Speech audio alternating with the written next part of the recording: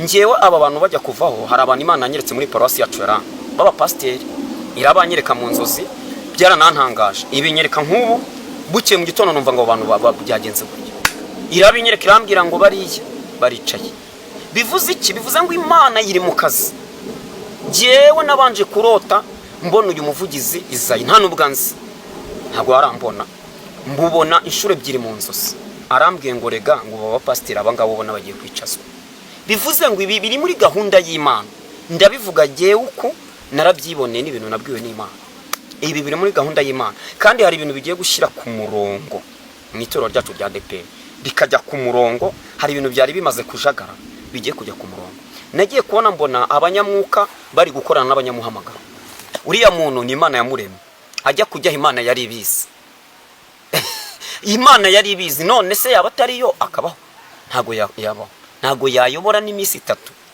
ari mu kazi Imana kandi Imana iri mu kazi kuko bira bintu twega abahanuzi rero bitubwiye iratubwira ngo ije kugosora ku rwego no mwiranga iwacu mwiranga Imana arabikoze bikora mu rusengero gutya ibira bikora n'ahandi ntabasha kugera yagiye bikorera bitwibwirira iri mu kazi kayo nibareke ikore ibintu zabishyira ku murongo iri jambo Pentecote dore ko uburyitwa ADEPR ariko naba Pentecote riri ku murongo kandi mwese muzabireba muri iki gihugu no hanze yacyo bagiye kubibona biraza gusiga ibintu byose biri ku murongo gutya kandi nawe birasaba iki ko akorana n'abantu b'abanyamwuka abantu bigeze kumbaza barambaza atari ko bakunda kubimbaza cyane no ku rusengero ubundi aba pasiteri n'abarimu n'abashumba kuki batajya bihana ibyo bintu nabibajijwe cyane ati karago tuba turiho nabo bajye bihana niba mara kwihana ni Imana izabareba ikavuga ngo aba bana banjye ibyo nakunze kubimbaza cyane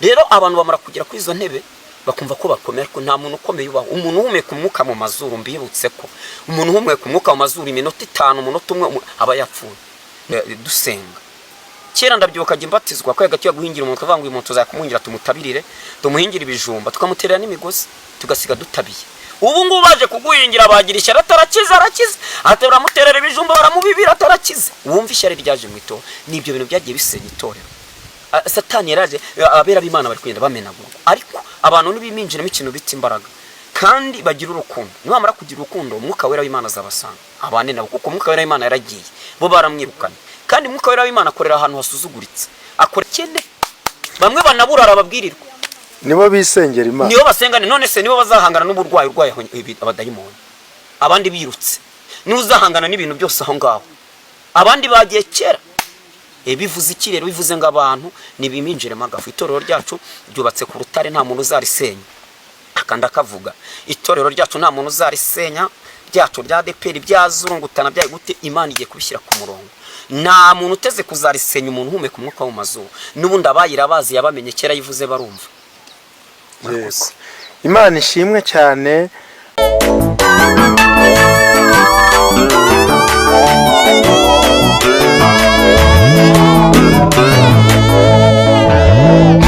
turabashuhuje abari mu Rwanda diaspora hanze y'u Rwanda mwese turabashuhuje abakunda ubutumwa bwiza bwa Yesu Kristo twongeye kubonana na wa mukozi w'Imana uheruka duha ubutumwa bukomeye cyane beshi mwaramukunze wakwibwira abakunzi bacu n'abakunda ubutumwa bwiza bwa Yesu Kristo kugira ngo nubundi bakumenye amazina ni Claude Habimana kandi umugabo w'abana 4 b'abakobwa na madamu twasezeranye hanyuma ndumuvuga butumwa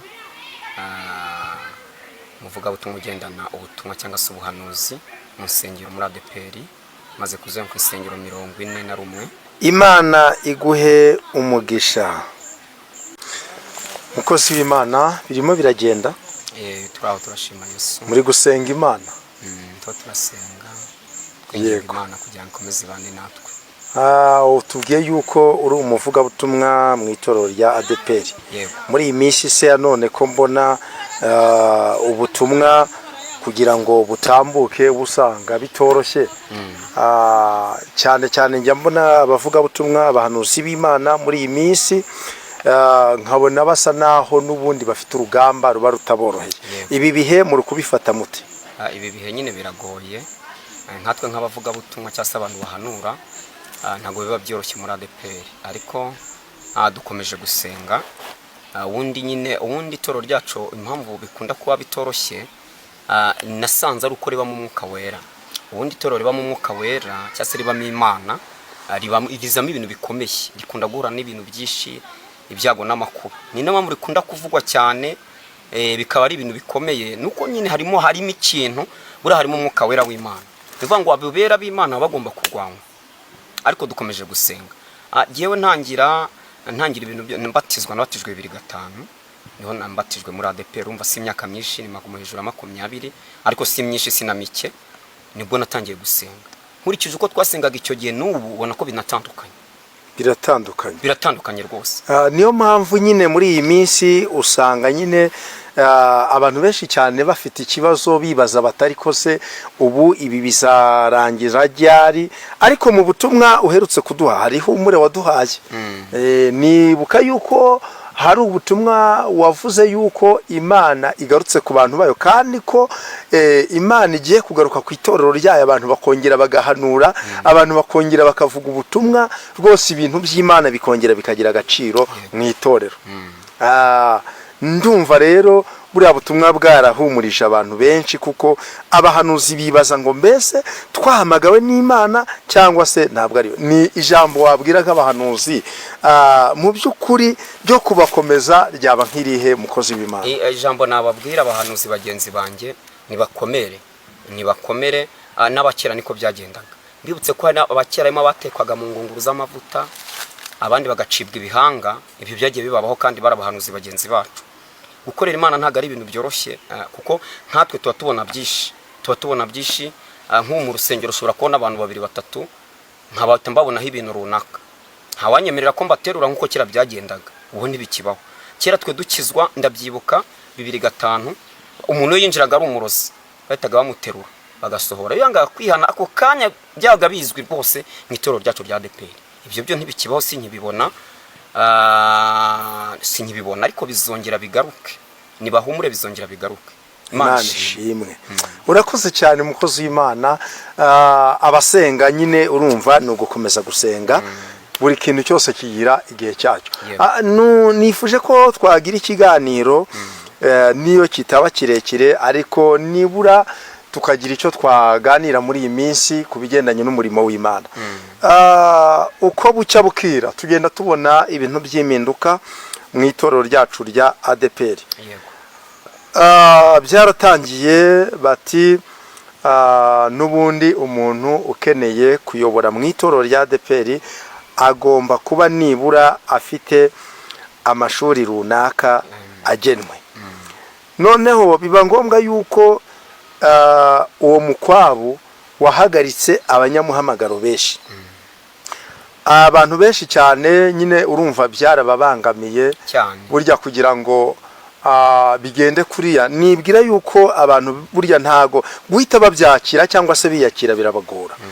Mu kanya gatoya haje izindi mpinduka, bati n'ubundi amaparuwasi agomba kugabanywa mu gihugu, hagasigara amaparuwase 30. Ubwo urumva abashumba nabo bari bayoboye amaparuwase, urumva ko nabo ni ikindi kibazo. Kandi ubwo urumva yuko muri babandi nabo bize, urumva yuko hari abari bayoboye amatorero. Urumva yuko ibintu byose bigomba kugabanuka. Urumva rero muri iyi minsi ya none abantu benshi cyane mu bantu b'abayobozi bari kurira cyane.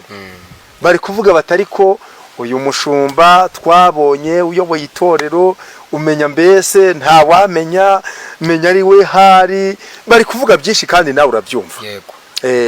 Ese mukozi w'Imana, tugusanze hano mu iri shyamba, kandi wambwiye ko ukunda kuba uri gusengera muri iri shyamba. Niko watubwiye. Kandi n'ubundi twabonye abantu bihererana n'Imana, nubwo nyine bibatari akavuyo. Ubundi cya kigare ni na Imana yanze. Nibyo. Na hakunze ubona abantu nka babiri biheranye n'Imana, umuntu umwe yiheranye n'Imana, ni byiza cyane. None mukozi w'Imana, aba bantu basezerewe mu mihamagaro yabo, n'aba bantu bari bayoboye bishingikirije ku mashuri yabo, ko ari abasezerewe ku mihamagaro n'abari bishingikirije ku mashuri yabo bamwe bicajwe. yego Wababwira iki? icyo nababwira nuko igihe Imana imbwira yarambwiye ngo hari abagiye gusubira mu mirimo muri bara b'abanyamuhamagaro bicajwe. Abanyamuhamagaro bari basanzwe bakora umurimo w'Imana. Nagiye kubona mbona hari abantu bagiye gusubira mu murimo, bagiye guhamagarwa bagasubira mu murimo bakawukora. N'aba bicajwe hari abagiye guhabwa ibindi byiciro yenda byo hasi, niba baburaga paruwasi ukahita uyobora zone, ariko harimo abazakomeza umurimo w'Imana. Uva ngo ni umuhamagaro ugiye gukora, kuko ubundi abahamagawe n'Imana bo ntabwo ashobora kuvuga ngo aratenebutse. None se nimba nkanjye nzengurutse amatoro 41 Gikorodo uri kuri kamera, naranatahaga tukanaburara, ubwo numva kumbwira ngo Korode komereza ivuga butumwa bagwi cyangwa umugeremera bagwi cyangwa umuje Gatenga nibisanzwe, nubwo naragenda n'amaguru. Ibyo nta kintu bimbwiye, kuko uwakohereje aba yarakohereje nyine. Ubwo ni umuhamagaro, abahamagaro kimwe nanjye kandi barimo benshi, nanjye ngiye nzi kuko nagiye nicara n'abapasiteri benshi n'abarimo benshi. Urumva abo barimo nabo bagomba gukorera Imana yabo, kandi bakomeza kubana nayo ikazabihembera. Barahari, utanabwira umushahara ngo umubwire ngo umushahara ngo akome nkokora yuko adahembwa. Abati umushahara ntacyo nugende, ariko genza akomeza nkorera Imana yabo, kuko abazi Imana bazakomera nibamara gukomera bakore iby'ubutwari. Kandi itoro ryacu tubamo rya ADEPR ni itoro ryatwigishije gusenga, sinabura kutabivuga. Ni itoro ryatwigishije gusenga, turagenda natwe turasenga twumva ko dusenze. Nimba ari itoro ryanyigishije gusenga nkagira ku rwego ndara mu mazi, ndara mu buvumo, nasize urugo nkamara icyumweru, ni itoro ryatwigishije gusenga, tumisobanukira ibyo gusenga rwose. Nubwo harimo ibyo nkomyi byabaye inkomyi kuri bamwe, ariko ni n'ibisubizo by'Imana. Impamvu mbivuze ibyo atagira unyumva nabi, ngewe aba bantu bajya kuvaho, hari abantu Imana yanyeretse muri paruwasi yacu baba pasiteri, irabanyereka mu nzozi, byaranantangaje. Ibinyereka nk'ubu buke mu gitondo numva ngo abantu byagenze buryo, irabinyereka irambwira ngo bariya baricaye. Bivuze iki? Bivuze ngo Imana yiri mu kazi. Ngewe nabanje kurota mbona uyu muvugizi Izayi, nta n'ubwanzi, ntabwo arambona, mbubona inshuro ebyiri mu nzozi. None ngiye kubona mbona marayika araje mureba gutya, mbona arambwiye ngo rega ngo baba pasiteri abangabo ubona bagiye kwicazwa. Bivuze ngo ibi biri muri gahunda y'Imana. Ndabivuga ngewe uko narabyiboneye n'ibintu nabwiwe n'Imana. Ibi biri muri gahunda y'Imana, kandi hari ibintu bigiye gushyira ku murongo mu itoro ryacu rya ADEPR, bikajya ku murongo. Hari ibintu byari bimaze kujagara bigiye kujya ku murongo. Nagiye kubona mbona abanyamwuka bari gukorana n'abanyamuhamagaro, bakora nkuko Imana yabatonye. None harimo abize n'abatize, abo bantu bari gukorera umurimo w'Imana kandi bahuje. Iri toro ryacu Imana ije gushyira ibintu ku murongo. Uyu mwaka bawitege ko Imana ije gushyira ibintu ku murongo. Izi mpinduka ubona ziri kuba, Imana iri igosora ishakisha amabayo, iri kureba amabayo ibapima, ibashyira ku munzani, ibapima ku muriro, ngirebe ko ari abayo koko, bawugumemo kandi bayikorere bayikunda.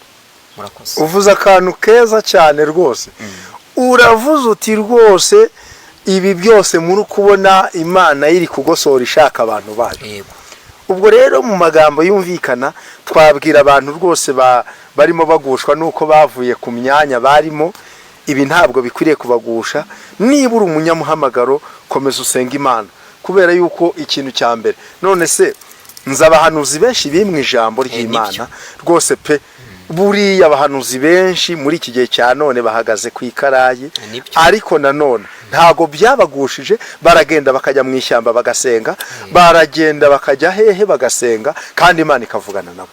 Ubwo rero mu by'ukuri turababwira ngo abantu mwegera Imana, kuko ikintu gikwiriye burya bikwiriye kuba byiza cyane ko abantu bishimirwa n'Imana kuruta ko bashimwa n'abantu cyane. Ubwo rero birumvikana yuko Izayi nawe ari mu kazi ke, nubwo nyine abantu benshi bavuga ibintu byinshi kuri Izayi. Yego. Ariko ubwo urumva yagiyeho n'ubundi bivuye mu mugambi w'Imana.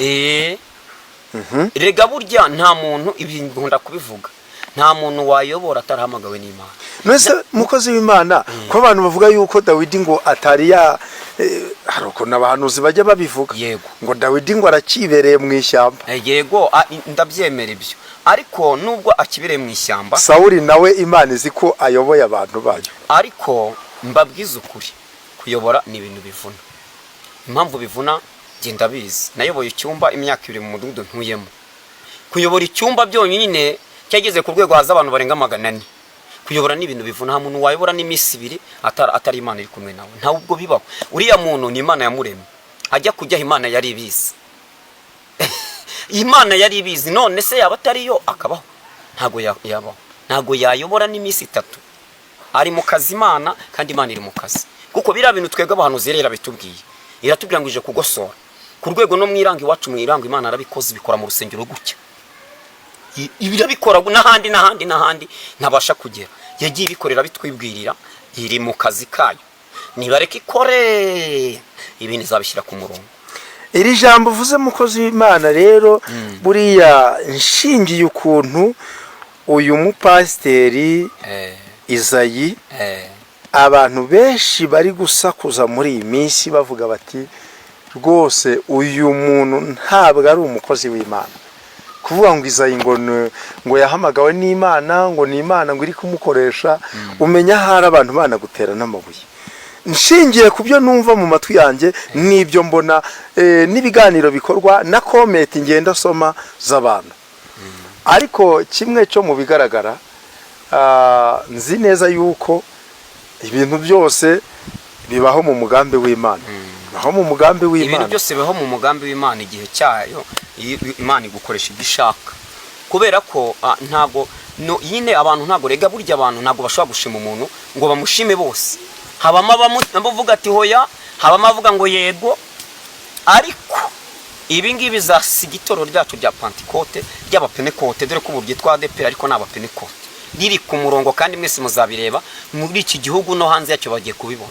Biraza gusiga ibintu byose biri ku murongo gutya. Kandi nawe birasaba iki?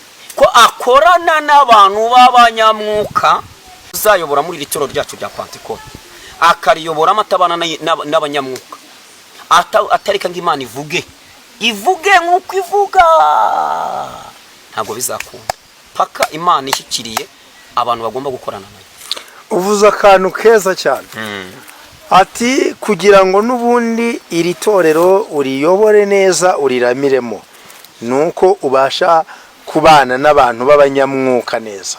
Kuko iteka ryose iri torero ni itorero ry'umwuka. Iyo rero ukingiranye abanyamwuka cyangwa ukumva ko Imana itavuga, byanga bikunda ibibazo biravuka. Ubwo rero kandi iyo dusomye Paulo hari ijambo yanditse mu byakozwe n'intumwa avuga ku bantu bitwa ko ari abungeri bayoboye inama z'Imana. Kandi nanone twasoma no muri mu gitabo cya Ezekiyeli tugasanga aho Imana yagiye itonganya abungeri bari baragiye ubwoko bw'Imana. Nanone nje hari ibintu ntajya nemera mu ruhande rwacu. Buriya imbere y'Imana uzabazwa abantu wahawe kuragira, nawe uri umuvuga butumwa, uzabazwa neza umurimo wahawe gukora. Niba warawukoze neza Imana izagushimira. Niba uri umwungeri uragiye itorero rya Kristo, niba wararagiye neza uzabishimirwa. Ariko nanone niwirengagize ko hari n'abungeri Bibiliya ivuga ngo baragirana umwaga, ngo nizarorongotanye ngo nibazishaka, ngo noneho ngo ziri kwicirwa n'inyamaswa, ngo iyo ngiyo. Ariko wumvisha ukuntu Imana yavuze ku bungeri ba Isiraheli uburyo baragiraga nabi. Imana ivuga ngo njyewe nzishakira undi mwungeri uzaragira inama zanjye neza. Kera dukizwa ndabyibutse aho uranyibukije. Kera dukizwa ubundi mwarimu w'itorero yazaga gusura abakristo, akagenda mu ngo zakamenya abakristo uriya yabaye iki, uriya ko yasibye, usura kataje gusenga kadaheruka bakamusura. Ako cyo kintu cyarabuze mu itorero ryacu. Abantu umuntu akumva ko arayobora gutya runaka yasibye inshuro 3 ngo baramuhagaritse. Biriya ni ikosa. Banza usure abo bakristo bawe, usure wowe umwungeri, sura umukristo urebe icyo yabaye. Nurangiza kumusura umuganirize, umubwire ngo humura komera. Rega burya yakubonye nubwo ntacyo wamuzanira, aravuga ati ababona waje woherejwe n'Imana, aratuza. Icyo rero birasaba ko itorero ryacu ryongera rigasubira ku murongo, abantu bakagira urukundo, bakavamo ikintu bita uburyarya no kwiyoberanya no kubeshyerana n'amagambo menshi n'ishyari n'inzangano. Ibyo bintu byamara kuvamo abantu b'abanyamuhamaga bakegera rino toro nibaryegera bakabemerera bakegera ndetse bagakora umurimo kuko arabahamagawe. Umuntu wahamagawe n'uwaje kubw'amategeko uwo baratandukanye burya.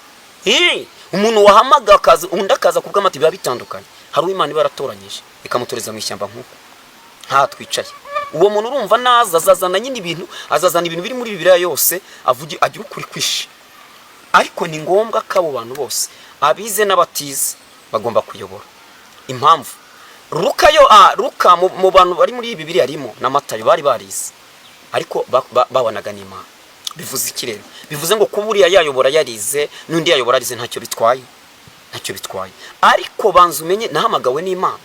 Ese ndi kumwe n'Imana? Ese ndi kugenda uko Imana ishaka? Ese ndi kubana n'Imana? Abantu bigeze kumbaza barambaza atari kokoro. Bakunda kubimbaza cyane no ku rusengero. Ubundi abapasteri n'abarimu n'abashumba kuki batajya bihana? Ibyo bintu nabibajijwe cyane. Ati karago tuba turiho nabo bajye bihana. Niba mara kwihana ni Imana izabareba ikavuga ngo aba bana banjye. Ibyo nakunze kubimbaza cyane. Rero abantu bamara kugera kuri izo ntebe bakumva ko bakomeye ariko nta muntu ukomeye ubaho. Umuntu uhumeka umwuka mu mazuru mbibutse ko umuntu uhumeka umwuka mu mazuru iminota 5 umunota umwe aba yapfuye. Ndetse iki kibiri cy'inyuma kigenduke kigahita gihinduka inyo. Twese ntacyo turi cyo waba warize unyumva kuri isi waba utazi no gusoma. Umuntu umwe wacu ku itorero yigeze kujya ahantu ajya kubwira umuntu w'umushumba aramubwira ngo mvuko Imana ivuze iravuze ngo urapfa mu minsi 3 itegure uyeze witunganya. Aramureba araseka kuko uwo muntu wabugiye kwimubwira ntiyize nta n'inkweto yari yambaye. Imana yo ntago igaragarira mu nkweto nyabuneka, igaragara mu mutima. Bibiliya iravuga ngo benda bo muzabamenyera ku mbuto bera aho atuye se yerera imbuto abantu. Cyo nicyo zakubwira ko umuntu ana n'Imana. Nkunda kwibwira abantu umuntu ashobora no guhanura atanakijijwe, ashobora no kubwiriza atanakijijwe, Imana itanamuzi, ari umusambanyi ari iki byose ayiyoberanya mu nzu y'Imana. Bisaba ngo twere n'imbuto aho dutuye. Kandi niba turi abapentekote nkuko twatangiye dusenga kera ndabyibuka mbatizwa ko hagati yo guhingira umuntu kavanga uyu muntu uzakumuhingira tumutabirire tumuhingira ibijumba tukamuterera n'imigozi tugasiga dutabiye. Ubu ngubu baje kuguhingira bagira ishyara arakiza atera muterera ibijumba baramubibira atarakize. Wumva ishyara ryaje mu itorero. Nibyo bintu byagiye bisenya itorero.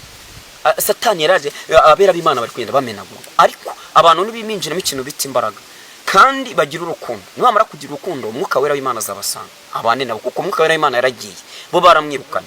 Kandi umwuka wera w'Imana akorera ahantu hasuzuguritse, akorera ahantu ku bantu batindanye n'Imana, akorera ku bantu bacishije bugufi. Buriya abantu benshi ubona banasenga neza ni bacu musenge n'abantu baciye bugufi. Nagenda bakubwira no ku rusengero ujo kambaza ati abantu basenga neza hano urabazi mwiranga nakubwira ati ndamuzi n'abantu babakene bamwe banaburara babwirirwa nibo bisengera Imana, nibo basengane. None se nibo bazahangana n'uburwayi abadayimoni, abandi birutse nibo uzahangana n'ibintu byose aho ngaho. Abandi bagiye kera. Bivuze iki rero? Bivuze ngo abantu nibiminjiremo agafu. Itorero ryacu ryubatse ku rutare nta muntu uzarisenya. Akanda kavuga itorero ryacu nta muntu uzarisenya, ryacu rya ADEPR byazurungutana byaye gute Imana igiye kubishyira ku murongo. Nta muntu uteze kuzarisenya umuntu humeka umwuka mu mazuru. Nubundi abayirabazi yabamenye kera yivuze barumva. Yego.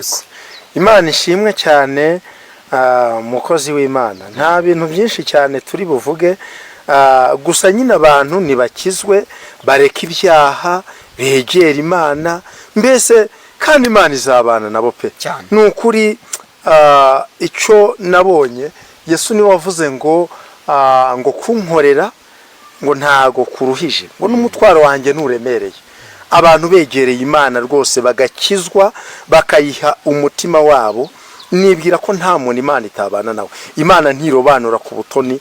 Bibiliya iravuga ngo mu mahanga yose umuntu yubaha agakora ibyo gukiranuka Imana iramwemera. Numva rero navuze ngo ni ikiganiro kigufi cyane, wasenga Imana n'ubundi intego nukwegera Imana abantu bagakizwa. Mana mu izina rya Yesu, Mana nziza, Mana ishobora byose, turagushimiye. Turavuze ngo uwo kwizerwa uri Imana nziza, Imana twamenye. Turasenze kandi turavuze ngo uri Imana urakomeye, Desairebone. Izina ryawe ntago rivogerwa kandi nta nubwo rijya rimenyerwa uteye ubwoba. Yushatse uratwikuga kongora witwa Imana ntumenyerwa Desai. Turasenze dusengera abantu bumvise iri jambo, abantu bumvise ubuhanuzi, abantu bumvise de Benesai tuganira ku by'ijambo ryawe, abantu bumvise babashe kumvira kandi bagarukiraho.